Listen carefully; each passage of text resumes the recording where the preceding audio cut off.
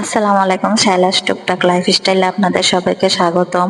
তো আপনারা সবাই কেমন আছেন? আজকে আমি কি টুকটাক করি ওইগুলাই আপনাদের সাথে শেয়ার করব।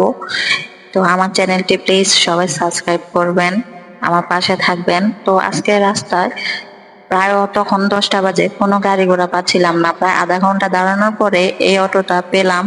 তো এখন চলে যাচ্ছি যেখানে যাওয়ার কথা ছিল। এই তো দেখুন, আজকে অন্য দিনের তুলনায় আজকে রাস্তায় গাড়ি ঘোড়া তো কমই এই ছিল। রাস্তা আমাদের অনেক পরিচিত, ছোট থেকে বড় হয়েছি, যাওয়া আসা করছি এই রাস্তা দিয়েই। তো আপনারা সবাই দেখতেছেন যে কি সুন্দর মেঘলা আকাশ, আজকে কিছুক্ষণ পরে পরে বৃষ্টি হইতেছিল। তো এই মেঘলা দিনগুলো অনেক সুন্দর লাগে।